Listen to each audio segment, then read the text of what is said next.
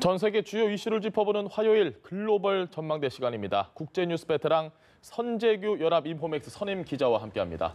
안녕하십니까? 네, 안녕하세요. 예, 선 기자 오늘은 어떤 이슈를 좀 들고 오셨습니까? 요즘 그 트럼프 그 최측근 두 사람이 동시에 그 유죄 지금 그게 이제 판결이 나고 해서 지금 뭐 상당히 시끄러운데 그 트럼프가 워낙 이제 뭐 그 화제 인물이고 해서 지금 그 트럼프가 도대체 어떤 생각을 하고 어떤 뭐 사람인지 이런 걸 한번 좀 짚어보는 시간을 가졌으면 합니다. 알겠습니다. 그런데 트럼프 대통령이 지금 취임 이후에 뭐 가장 위기에 몰렸다 이런 평들이 나오는데 심지어 지금 탄핵까지 거론이 되고 있다고 합니다. 자세한 내용을 박가영 앵커가 전해드리도록 하겠습니다.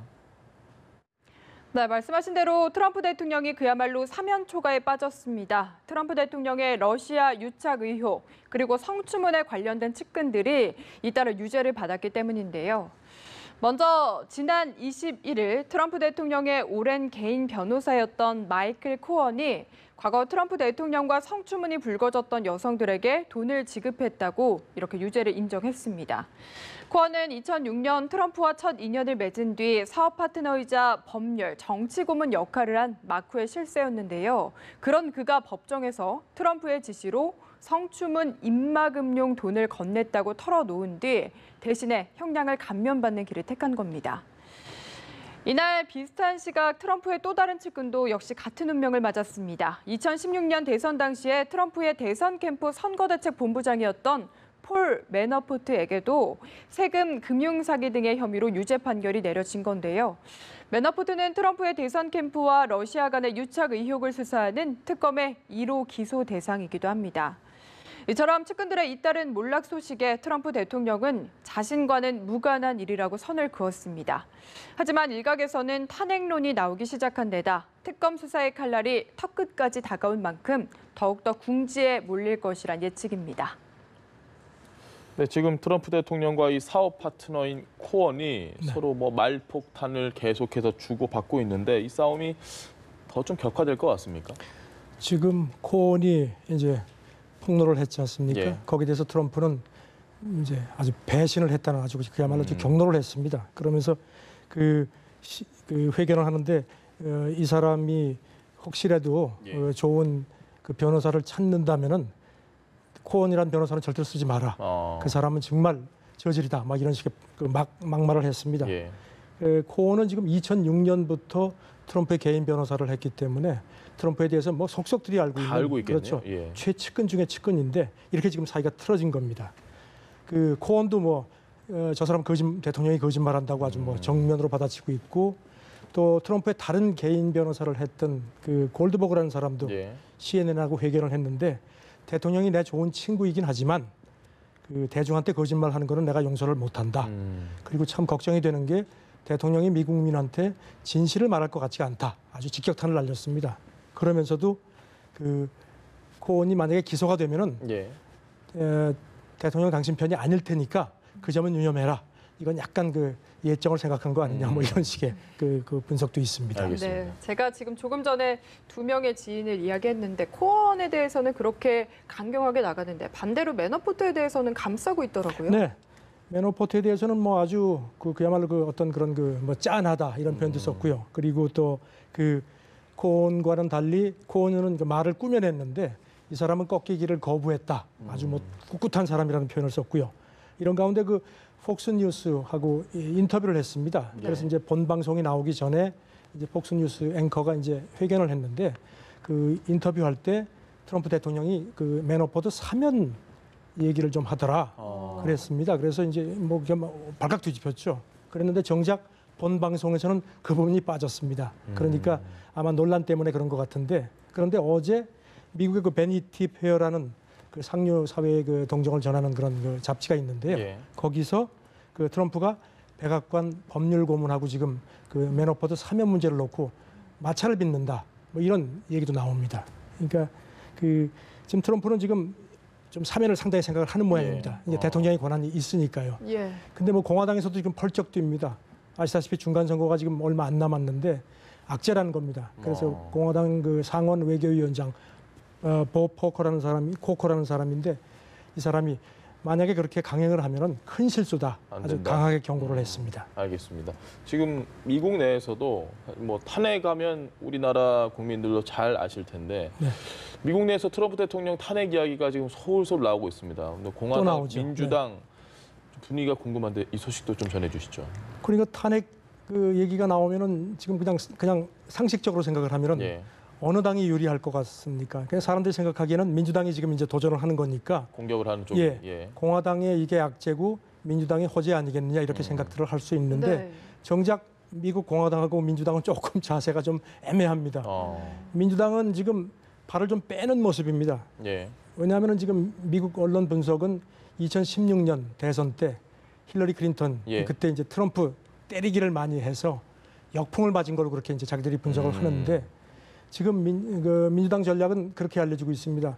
그 무당층 그러니까 공화민주도 아닌 무당층이 꽤 되니까 예. 거길 끌어들여 가지고 이제 중간 선거에서 상하원을 다시 가져오겠다 주도권을 가져오겠다는 건데 그러자 보니까 이제 민생 쪽에 초점을 맞추는데 괜히 여기 트럼프 탄핵 얘기했다가는 오히려 예. 긁어부스럼 될 수 있다. 역풍을 맞을 수 있는 거군요. 그래서 민주당 지도부도 지금 탄핵 입에도 안 올립니다. 어. 반면 공화당은 오히려 사실 여당이니까 대통령을 보호를 해야 되는데 예. 공화당 일부 쪽에서는 뭐 이번 선거에 탄핵 문제가 이슈 아니야? 뭐 이런 식의 얘기가 슬그머니 나오고 지금 줄리아니 전 뉴욕시장이 트럼프의 개인 변호사를 예. 맡고 있는데 그 사람도 나서서 이번 선거의 핫 이슈는 탄핵 아니야? 이런 식의 얘기를 합니다. 그래서 지금 공화당이 트럼프를 희생양으로 삼는 거 아니냐? 뭐 이런 또 분석까지 먼저 나옵니다. 탄핵을 흘리는 그런 양상이군요. 그게 이제 뭐 이제 쉽게 짚기는 힘들지만 잡자면 묘한 양상입니다. 알겠습니다. 네, 여야가 입장이 바뀐 것도 참 재밌는데 지금 민주당이 소극적이면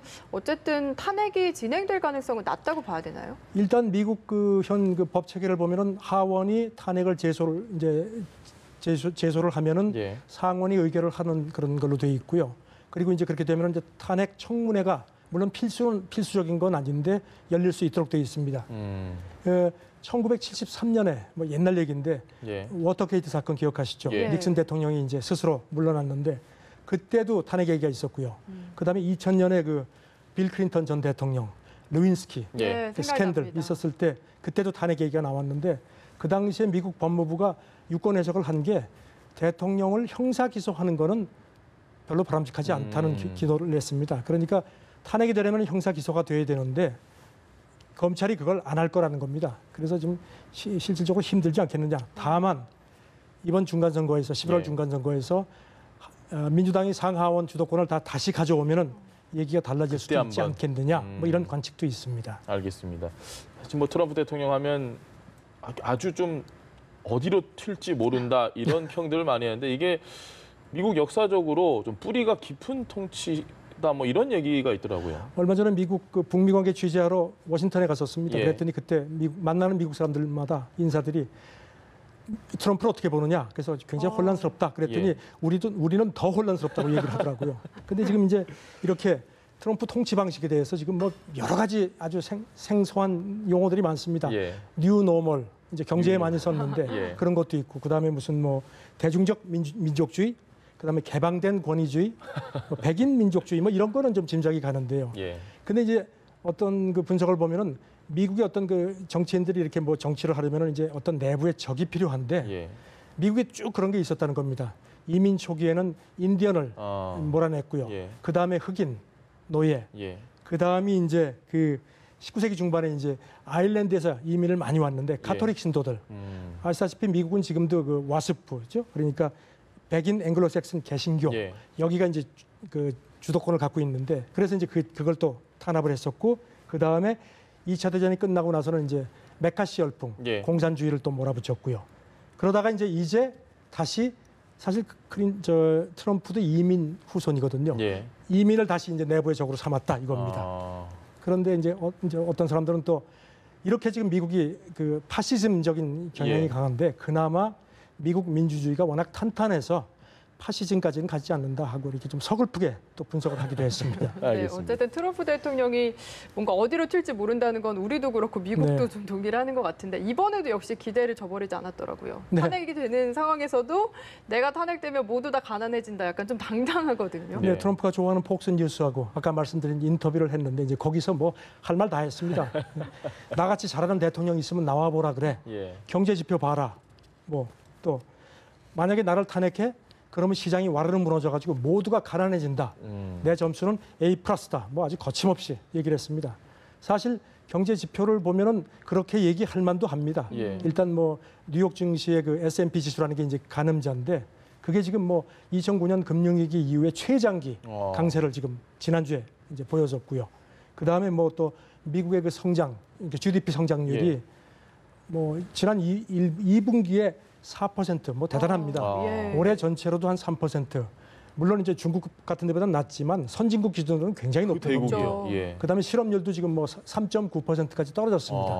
물론 트럼프가 잘해서 그런 거라기보다는 미국 경기가 이제 뜨는 상황에 예. 있는 건데 어쨌든 지금 뭐 트럼프는 봐 내가 이렇게 돼 있는데 왜 이제 이런 얘기를 뭐 아주 크게 아주 큰 소리 하고 있습니다. 이렇게 호기롭게 하려면 건강해야 될 것 같은데 건강 관련 보고서가 나왔다는 얘기 들었습니다. 네.